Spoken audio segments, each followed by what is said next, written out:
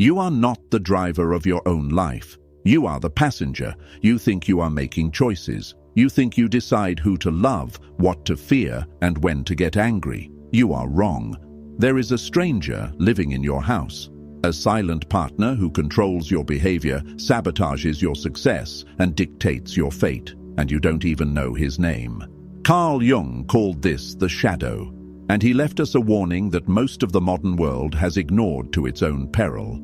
Until you make the unconscious conscious, it will direct your life, and you will call it fate. You are watching this because you feel it. You feel the friction. You have goals, but you self-sabotage. You crave power, but you act weak. You want freedom, but you stay in the cage. You are tired of being a nice person who gets walked on. You are tired of the loop. I am going to hand you the keys to the engine room of your psyche. We are going to dissect the forbidden philosophy of Carl Jung, not the academic version, but the weaponized version. The version that teaches you how to stop being a puppet and start being the master. But be warned, this is not positive thinking. This is surgery. To heal the patient, we have to cut him open. We are going to look at the parts of yourself you have spent a lifetime hiding. By the end of this video, you will understand why being good is a fatal mistake, and why becoming whole, including the dark, dangerous parts of you, is the only way to become truly untouchable. Let's begin. Phase 1. The curse of the good man. Look at the modern man. He is harmless. He is polite. He smiles when he is insulted. He apologizes when he has done nothing wrong. He suppresses his anger because he has been taught that anger is toxic. He suppresses his desire because he has been taught that desire is predatory. He is civilized. And he is miserable. Jung argued that this forced morality is not virtue, it is cowardice. A man who is incapable of violence is not peaceful, he is defenseless. A man who is incapable of darkness is not good, he is naive. You have been conditioned to believe that your shadow, the part of you that is aggressive, selfish, lustful, and dominant, is an enemy that must be destroyed. You lock it in the basement, you starve it, you pretend it doesn't exist. But the shadow does not die. It gets hungry. When you repress your darkness, it doesn't disappear. It disconnects from your ego and operates independently. It becomes the possessed state. Have you ever snapped? Have you ever said something so cruel you didn't know where it came from? Have you ever felt a sudden, overwhelming wave of depression or anxiety that paralyzed you? That is the shadow breaking out of the basement. Because you refused to invite it to the table, it flipped the table over. Jung realized that the most dangerous people in the world are not the ones who embrace their darkness. The most dangerous people are the nice ones, the ones who deny they have a dark side. Because they have no relationship with their own capacity for evil, they have no control over it. They project it onto others. They become passive-aggressive. They become resentful. They destroy everything around them while smiling and claiming they mean well. You must stop trying to be a good man. Goodness is a social construct designed to make you compliant. Instead, you must aim to be a whole man. A whole man has integrated his shadow. He knows he is capable of violence, which is why he can choose peace. He knows he is capable of selfishness, which is why his generosity matters. You need to go down into the basement and unchain the monster. You need to look him in the eye. You need to realize that he is not a monster. He is your power. He is your drive. He is the part of you that refuses to lose. Without your shadow, you are a toothless wolf. With it, you are a king who keeps a dragon on a leash. Phase 2. The persona, the suicide of the soul. We all wear masks. Jung called this the persona. It is the face you present to the world to be accepted, to be hired, to be loved. The persona is necessary. You cannot walk around with your soul exposed to everyone. You would bleed to death. You need a shield. The problem arises when you forget you are wearing a mask. The problem arises when the mask sticks to your face. Most of you have become your job title. You have become your role as the funny friend, the reliable employee, the supportive partner. You have curated a personality that gets you validation. You have polished this mask for years. But there is a terrifying cost to over-identifying with the persona. When you become the mask, you exile the soul. You start to feel a deep, hollow loneliness. Even when you are with people who say they love you, you feel alone. Why? Because they don't love you. They love the performance. They love the character you are playing. They love the mask. And deep down, you know that if you took the mask off, if you showed them your true thoughts, your true fatigue, your true judgment, they would leave.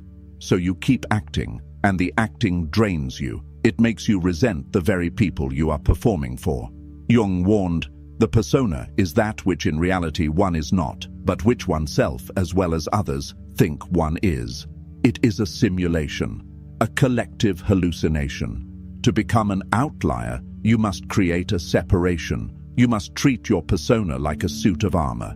You put it on when you leave the house to do battle in the world. You use it to negotiate, to navigate social hierarchies, to protect your privacy. But when you come home, when you are alone, or when you are with the few people who actually matter, you must take it off. You must be willing to be disliked. This is the litmus test of freedom. If you are unable to be disliked, you are a slave to your persona. You are a slave to the opinion of the herd. The integrated man uses his persona. He is not used by it. He can charm a room when necessary, but he does not need the room's applause to know he exists. Ask yourself, if I stopped performing today, who would stay? The answer might scare you. It might be no one. Good. Let them go. The ones who leave were never with you. They were with the mask. Let the mask die so the man can breathe. Phase 3. The mirror of projection. This is the hardest pill to swallow. This is where most people turn off the video because the ego cannot handle the reflection. Everything that irritates you about others is a reflection of something you refuse to acknowledge in yourself. Jung called this projection. When you carry a trait inside you that you have judged as bad or shameful, you repress it. But the psyche cannot hold it forever. So it projects it onto a screen. That screen is other people. Do you hate arrogant people? Do you feel a visceral, burning rage when someone is boasting? Why? If you were truly neutral, you would just see them as annoying or foolish. You wouldn't be emotionally hijacked. You hate them because you have a repressed arrogance inside you that you are starving. You want to be the one on the pedestal. You want to be the one commanding attention, but your nice guy persona forbids it. So when you see someone else doing it, your shadow screams in envy and rage. Do you hate lazy people? It's because you are fighting a war against your own desire to rest. Do you hate manipulative people? It's because you are a repressed manipulator who is jealous of their skill. This is the dark map. Your enemies are your greatest teachers. They are showing you exactly what is hiding in your own shadow. Instead of judging the people who trigger you, study them. Ask yourself, what part of me is resonating with this? What am I forbidding myself from feeling? When you reclaim these projections, you stop being a victim of your emotional reactions. You become cold. You become clear. When you see an arrogant man, you don't get angry. You recognize the drive for power. You nod. You understand the game. You are not triggered because you have already accepted the arrogant king inside yourself. This makes you immune to manipulation. The easiest way to control a man is to trigger his self-righteousness, to make him feel morally superior. When you integrate your shadow, you lose the need for moral superiority. You accept that humans are flawed, dark, and complex, and because you accept it in yourself, you accept it in them. You stop judging, you start observing, and the observer always wins. Phase 4.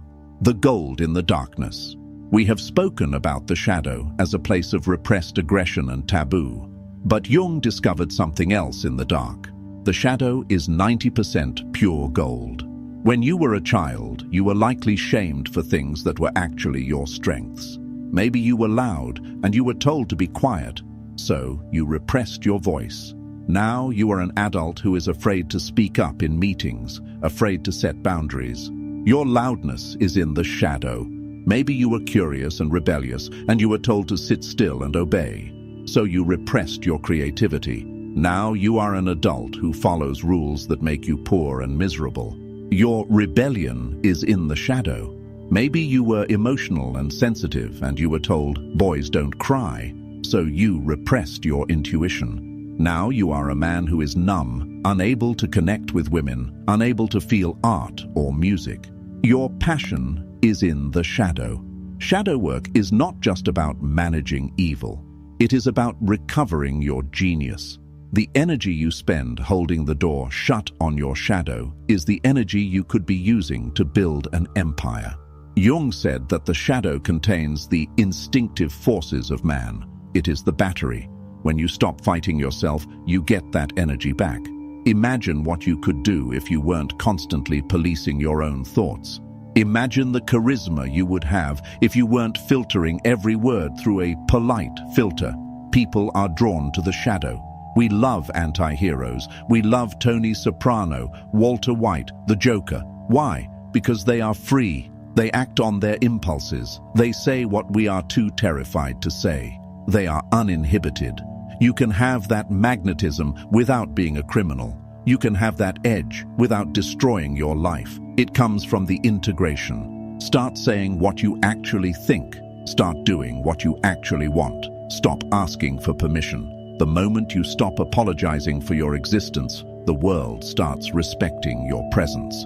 Phase 5. The anima, the woman within. Jung observed a specific structural weakness in men, a flaw in the armor that, if left unchecked, destroys even the strongest kings. He called it the anima. This is the feminine aspect of the male psyche. Before you react, this has nothing to do with sexuality. It has to do with psychology. Every man has a feminine counterpart in his unconscious. It governs his emotions, his moods, his capacity for love, and his relationship to the irrational. If you ignore the anima, if you pretend you are a creature of pure logic and stone, she will possess you. You have seen this man. He is a hard, logical businessman all day. But when he comes home, or when he falls in love, he becomes a child. He becomes moody. He becomes hypersensitive. He throws tantrums. He gets obsessed with a woman who treats him poorly. He is anima possessed because he has repressed his emotional world. His emotional world controls him. He projects his anima onto real women. He looks for a goddess, a savior, a mother. And when the real woman inevitably fails to be a goddess, he turns on her. This is the source of simp psychology. It is the source of toxic obsession. The anima-possessed man is weak because his mood dictates his reality. If he feels bad, the world is bad. He has no emotional discipline because he has no relationship with his inner feminine. To be an outlier, you must objectify your moods. When a sudden dark mood strikes you, or a sudden infatuation takes hold, you must not say, I am sad, or I am in love. You must say, my anima is active, separate from it. Watch it, talk to it. Jung actually conversed with his anima. He treated her as a separate entity. He asked her what she wanted. He negotiated. This sounds insane to the uninitiated.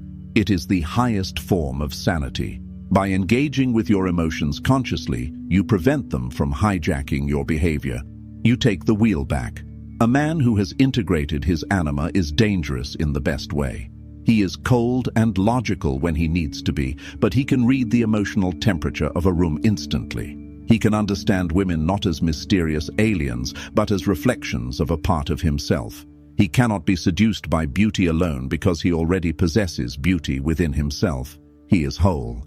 And because he is whole, he does not need a woman to complete him. He wants a woman to accompany him. That distinction is the difference between a needy boy and a sovereign man. Phase 6. Synchronicity, the architect's matrix. We are now going to step off the edge of the map. We are leaving the realm of psychology and entering the realm of reality manipulation. Jung discovered something that terrified the scientific community. He noticed that when a patient made a massive internal shift, when they integrated a shadow or broke a pattern, the external world would shift to match it. A patient would describe a dream about a golden scarab beetle. And at that exact moment, a rare golden scarab beetle would tap against the window of Jung's office. He called this synchronicity, and a causal connecting principle. It is the idea that the internal mind and the external world are not two separate things. They are mirrors. When you are fragmented, your life is chaotic. You attract chaotic people. You have bad luck. You constantly run into obstacles. You think the world is attacking you. It is not. The world is reflecting you. But when you integrate, when you do the shadow work, when you become whole, the mirror changes. You start to experience outlier luck. Opportunities fall into your lap. The right person calls you at the exact right second. You walk into a room and the energy shifts in your favor. It feels like magic. It is not magic. It is resonance. The architect knows this secret. You do not force the world to bend to your will. You align your will, and the world bends itself. This is why the hustle culture is flawed. Grinding 18 hours a day with a fractured psyche is like trying to drive a car with the handbrake on. You are burning rubber, making noise, and going nowhere. Fix the engine first. When you clear the subconscious blocks, when you stop fighting your own shadow, you become aerodynamic. You move through reality with less friction. This is the ultimate payoff of this dark work. It's not just about feeling better. It's about effective action. It's about becoming a force of nature. Pay attention to the coincidences. They are not random. They are markers. They are the universe telling you that you are on the path. Or they are warnings telling you that you are drifting. Start treating your reality as a feedback loop. If you are surrounded by liars, look for the lie in yourself. If you are surrounded by abundance, acknowledge the wealth in yourself. You are the projector. The world is just the movie screen. If you don't like the movie, don't scream at the screen. Change the film. Phase 7. The individuation process. The hero's journey is real. Jung didn't believe we were born finished. He believed we were born as raw material. The purpose of life is not happiness. The purpose of life is individuation. Individuation is the process of becoming the single, unique, undivided individual you were meant to be. It is a painful, terrifying, lonely ascent. It requires you to leave the herd. Most people never individuate. They remain in the collective unconscious. They download their opinions from the news. They download their morality from their parents. They download their desires from advertisements. They live and die as copies. To individuate is to commit treason against the average. It means accepting that you will be misunderstood. It means accepting that you will outgrow friends. It means walking into the dark forest where there are no paths, because if there is a path, it belongs to someone else. Jung said, "The privilege of a lifetime is to become who you truly are." But privilege has a price. The price is comfort. You have to let the old you die. We are terrified of death, but psychological death is necessary for growth. The boy must die for the man to be born. The nice guy must die for the warrior to be born. The employee must die for the entrepreneur to be born. You are holding on to dead things.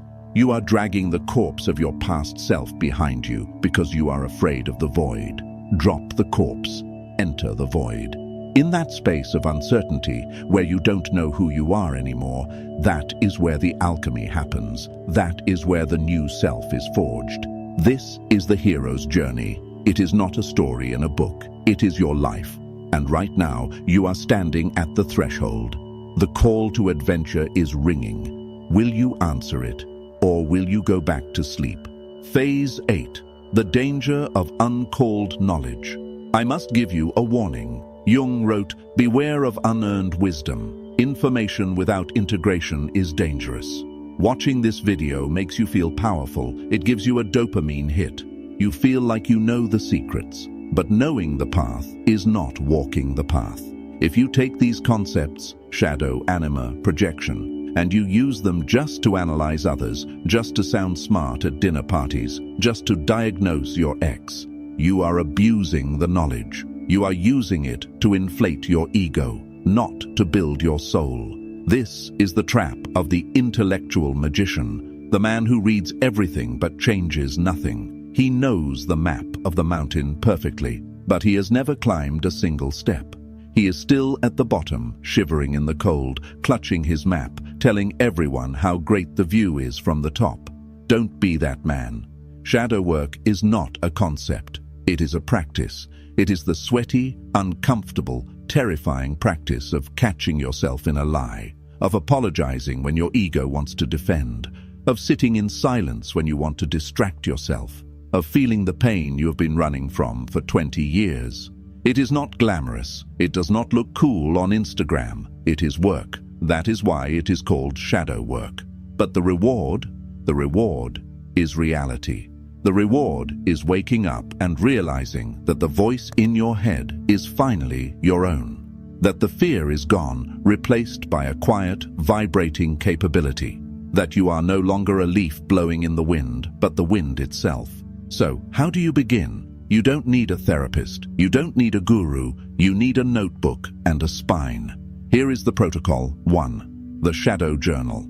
Every time you feel an irrational emotional reaction, anger, envy, hatred, obsession, write it down. Do not justify it. Do not explain why the other person is wrong. Ask, what does this say about me? I hate him because he is weak.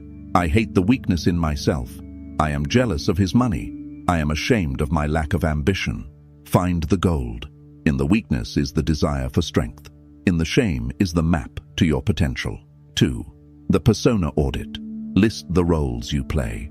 The good son, the cool guy, the victim. Which one feels heavy? Which one feels like a lie? Pick one mask and smash it. Stop laughing at jokes that aren't funny. Stop saying yes when you mean no. Stop pretending to like people you despise. Watch who leaves. Watch who stays. The ones who stay are your tribe. 3. The anima dialogue. When you are moody, depressed, or irrationally obsessed, stop. Close your eyes. Visualize the mood as a figure. Ask it what it wants. Why are you sending me this depression? Because you are ignoring your creative work. Okay, I will write for 1 hour. Will you lift the fog? Negotiate. Respect the inner world as a reality. 4. The active imagination.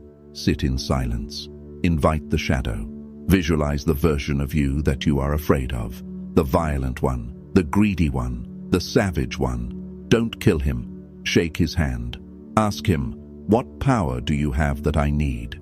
He has the aggression you need to close the deal. He has the selfishness you need to prioritize your health. He has the dominance you need to lead your family. Integrate him. Put him on your team. Jung said, the gods have become diseases. Zeus no longer rules Olympus, but rather the solar plexus, and produces curious specimens for the doctor's consulting room. He meant that the ancient forces, war, love, power, chaos, did not disappear when we became civilized. They just went inside. When you deny the god of war, you get anxiety. When you deny the god of love, you get obsession. When you deny the god of chaos, you get addiction. You are not suffering from a mental illness. You are suffering from a spiritual civil war. You are a house divided against itself.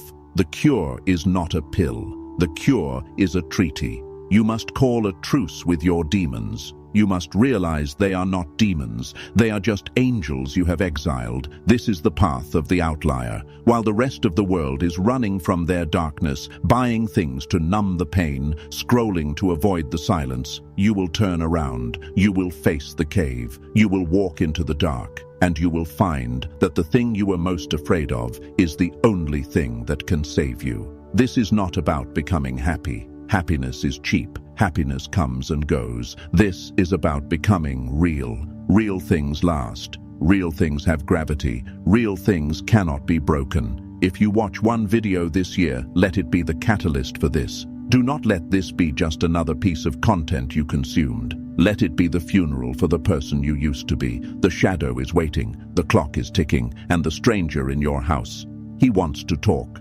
Open the door. The moment you close this video, the resistance will start. Your persona will try to reassert control. It will tell you this is too hard, too weird, too dark. It will try to pull you back into the comfortable sleep. But you have seen the glitch in the matrix now. You cannot unsee it. You know that the nice guy is a lie. You know that the safety is a cage. You have two choices. You can go back to sleep and pretend you didn't hear the knock, or you can wake up. Most people will choose sleep. They will choose the blue pill. They will choose the slow, comfortable death of the soul. But you, I think you are tired of sleeping. If this opened your eyes, understand this is only what I can show publicly. There are videos I cannot upload for everyone. There are aspects of dark psychology that I simply cannot discuss publicly on YouTube without being censored or demonetized. The algorithm suppresses the most powerful information. Those exist behind the join button. If you're still here, you're not like the others. Subscribe if you haven't. But if you want what's hidden, click the join button and step into the architect level. You will unlock exclusive, uncensored videos that dive into the deepest parts of the human psyche. Most won't. That's the point.